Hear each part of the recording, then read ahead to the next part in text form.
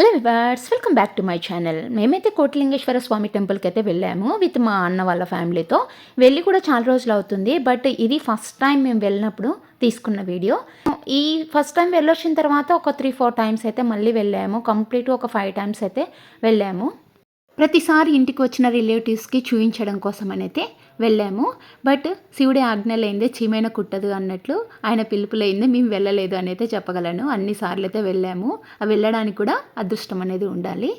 వెళ్ళిన ప్రతిసారి అయితే వీడియో అయితే షూట్ చేశాను. ఇది కర్ణాటకలో ఉంటుంది. కర్ణాటకలో బెంగళూరు నుంచి ఒక 75 కిలోమీటర్స్ అయితే వస్తుంది. ఇది కోలార్ డిస్టిక్లో ఉంది. కోలార్ డిస్టిక్లో కమ్మసంద్ర విలేజ్ అని చెప్పేసి ఆ విలేజ్లో అయితే ఉంటుంది. ఇది పూర్వం ఈ విలేజ్ని వచ్చేసి ధర్మస్థలి అని కూడా అని పిలిచేవారు. బట్ నేనైతే వీడియో అయితే పోస్ట్ చేశాను. టెంపుల్ ఎలా ఉంది అయితే చూసేసేయండి. అదేవిధంగా దీని స్టోరీ కూడా నేను కొద్ది నాకు తెలిసిన వరకు అయితే ఎక్స్ప్లెయిన్ చేస్తాను. మోస్ట్లీ అందరూ శ్రీ మంజునాథ మూవీ అయితే చూసే ఉంటారు. ఈ టెంపుల్ యొక్క స్టోరీ చరిత్ర తీసుకునే శ్రీ మంజునాథ మూవీ క్రియేట్ చేశారు. ఇక్కడ వచ్చేసి శివలింగం వచ్చేసి 108 అడుగుల హైట్ అయితే ఉంటుంది. అదేవిధంగా 32 అడుగుల నంది అయితే ఉంటాడు. చుట్టూ వచ్చేసి కోటి లింగాలు ఉంటాయని అయితే చెప్తుంటారు. బట్ కొందరు మాత్రం కోటిలింగాలు అయితే లేవు అని అయితే అంటూ ఉంటారు. బట్ ఏది ఏమైనప్పటికీ కోటిలింగాల టెంపుల్ కాబట్టి కోటిలింగాలు ఉన్నాయని మాత్రం నమ్మాల్సిందే. మనం వి కెనాట్ కౌంట్ కదా. ఇక్కడ వచ్చేసి మేమైతే టెంపుల్కి అయితే వెళ్ళిపోయాము. టెంపుల్కి వెళ్ళిన తర్వాత ఇక్కడైతే మొత్తం అలా చూసేసుకొని దర్శనం అయితే చేసేసుకున్నాము. ఈవినింగ్ వెళ్ళాము. అండ్ ఈవినింగ్ అవ్వడం వల్ల కొద్దిగా చీకటి పడుతూ ఉంది.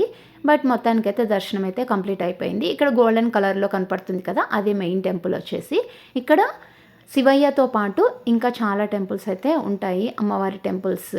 అవన్నీ వెళ్తా వీడియోలో అయితే షూట్ చేశాను, చూసేసేయండి. మనం స్టోరీలోకి వచ్చేస్తే ఒక విలేజ్లో, అదే ధర్మస్థలి అనే ఒక విలేజ్లోన మంజునాథ అనే ఒక వ్యక్తి ఉండేవాడు. ఆయనకు శివుడు అంటే అస్సలకి ఇష్టం ఉండదు, కానీ మనిషి మాత్రం చాలా మంచివాడు.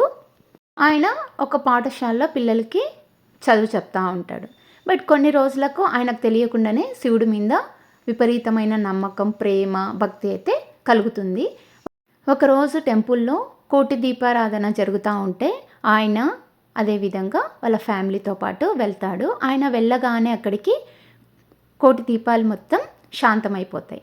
అప్పుడు అక్కడున్న మహారాజు, అక్కడున్న భక్తులు అందరు కలిసి నీ వల్లనే కోటి దీపాలు శాంతమైపోయాయి అనేసి చెప్తాడు. చెప్తే నేనైతే ఎటువంటి అపరాధం అయితే చేయలేదు, నన్ను క్షమించాలి అని అంటే అక్కడున్న రాజు వచ్చేసి నీవి తప్పుని సరిదిద్దుకోవాలి అని అంటే ఇక్కడ మళ్ళీ నువ్వు కోటి దీపాలైతే వెలిగించాలి అని అయితే చెప్తాడు.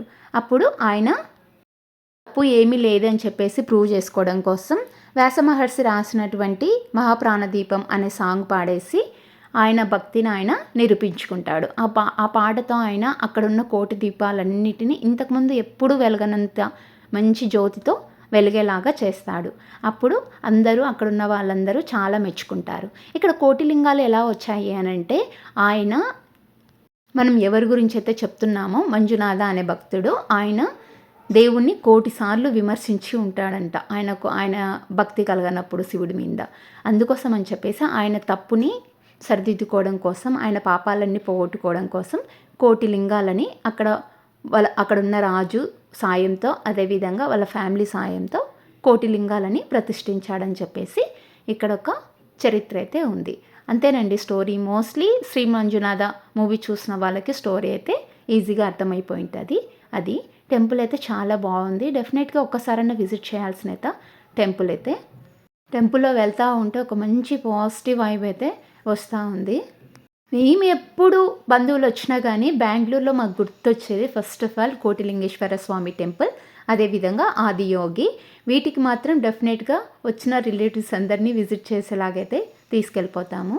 అందువలన మేము ఎన్నిసార్లు అయితే విజిట్ చేయాల్సి వచ్చింది. అలా బంధువులను తీసుకొని ఒకసారి అయితే కార్తీక పౌర్ణమిలో మోస్ట్లీ వెళ్ళడానికైతే ట్రై చేస్తాము, పౌర్ణమి రోజు విజిట్ చేయడానికి.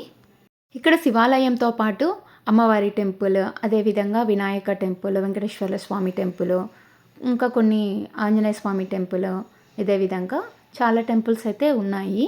అదేవిధంగా మనం బయటికి వెళ్తే పెద్ద శివలింగానికి ఎదురుగా నంది ఉంటారు. అదేవిధంగా కొద్దిగా మళ్ళీ డౌన్కి వెళ్ళామనుకోండి, అక్కడ అమ్మవారికి సంబంధించి 9 టెంపుల్స్ ఏమో ఉన్నాయి. అదేవిధంగా అక్కడ కూడా ఒక చిన్న సైజు శివలింగము, అదేవిధంగా ఎదురుగా నంది అయితే ఉంటారు. మాకు ఈ విధంగా టెంపుల్స్, మంచి మంచి టెంపుల్స్, చరిత్ర కలిగిన టెంపుల్స్ విజిట్ చేయడం అంటే చాలా ఇష్టం. బట్ పిల్లలతో సింగిల్గా నేను, మా హస్బెండ్, పిల్లలైతే వెళ్ళడానికి ఎప్పుడు ధైర్యం చేయము. ఏదైనా లాంగ్ డిస్టెన్స్లో ఉంది అని అంటే ఎప్పుడైనా సిచ్యువేషన్స్ ఎలా డిమాండ్ చేస్తాయో తెలియదు కదా. వెహికల్ తీసుకొని ఓన్ వెహికల్లో అలా వెళ్ళిపోతూ ఉన్నామంటే కొన్నిసార్లు సఫర్ అవ్వాల్సి వస్తుంది. అట్లని చెప్పేసి ట్రైన్ జర్నీస్, బస్ జర్నీస్ కూడా చేయలేము. అంత ఓపిక కూడా ఉండదు. ఎంత లాంగ్ అయినా ఏదైనా కానీ కొద్దిగా ఓన్ వెహికల్ తీసుకోవాలనే మైండ్ సెట్. ఓన్ వెహికల్లో మనం ఒక్కరమే వెళ్తే అంత సేఫ్టీ కాదని చెప్పేసి ఎప్పుడైనా ఫ్యామిలీస్, ఫ్రెండ్స్ ఇలా వీళ్ళతో వెళ్ళడానికైతే రెఫర్ చేస్తూ ఉంటాము. అందుకే మోస్ట్లీ ఎక్కడికన్నా లాంగ్ ట్రిప్ వేసుకుంటున్నామంటే మా రిలేటివ్స్తో కానీ, ఫ్రెండ్స్ వాళ్ళ ఫ్యామిలీస్తో కానీ వెళ్ళడానికైతే ట్రై చేస్తూ ఉంటాము. మేబీ ఈ వీడియో పోస్ట్ చేసి 2 years అయిపోతుందేమో, కానీ పోస్ట్ చేయలేదు. నేను ఈ ఛానల్ క్రియేట్ చేసి రీసెంట్గానే అవుతుంది కదా, అందుకోసం అని చెప్పేసి ఈ ఛానల్లో అయితే పోస్ట్ చేస్తూ ఉన్నాను.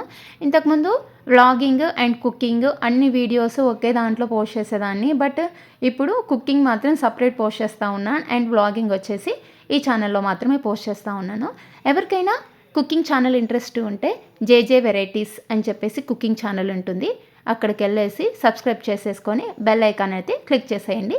మీ వరకు మంచి మంచి రెసిపీస్ అయితే వచ్చేస్తాయి. మేము ఇక్కడకి విజిట్ చేయడానికి ముందరగా మేము వాయనాడ్ ట్రిప్కి అయితే వెళ్ళేసి వచ్చాము.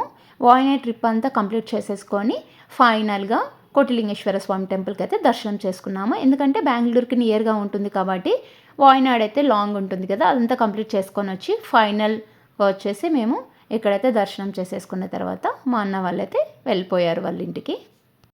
మోస్ట్లీ అక్కడ చిన్న చిన్న విగ్రహాలన్నీ ఒక 15 ఎకరాల విస్తీర్ణంలో అయితే ఉంటాయి. ఇదంతా అవుట్ సైడ్ వచ్చేసి లింగాలు, పెద్ద లింగం కూడా అవుట్ సైడ్ లాగా ఉంటుంది, ఓపెన్ ఏరియా మొత్తము. ఇక్కడ వచ్చేసి అన్ని బండలు వేసింటారు. ఇప్పుడు దర్శనం చేసుకోవడానికి వచ్చిన భక్తులకందరికీ కాలు కాలుతాయి కదా, ఎప్పుడన్నా సమ్మర్ సీజన్లో కానీ ఎండ ఎక్కువగా ఉన్నప్పుడు కానీ అని చెప్పేసి వాకబుల్ ఏరియా ఎక్కడైతే ఉంటుందో అక్కడ కూలింగ్ పెయింట్ అయితే వేశారు. దాని కార్తీక పౌర్ణమి రోజు వెళ్ళాలి, చాలా అంటే చాలా రద్దీగా ఉంటుంది. ఎక్కడ చూడు దీపాలే ఉంటాయి. కార్తీక మాసం అంతా చాలా బాగా జరుగుతుంది ఇక్కడ వచ్చేసి. వీడియో నచ్చినట్లయితే లైక్ చేసి సబ్స్క్రైబ్ చేయండి. Thanks for watching. Stay tune for more videos. Video చాలామంది చూస్తున్నారు కానీ లైక్ చేయట్లేదు, అదేవిధంగా సబ్స్క్రైబ్ చేయట్లేదు. వీడియో లైక్ చేయడం వల్ల చాలామందికి అయితే రీచ్ అవుతుంది. Stay tune. Bye bye.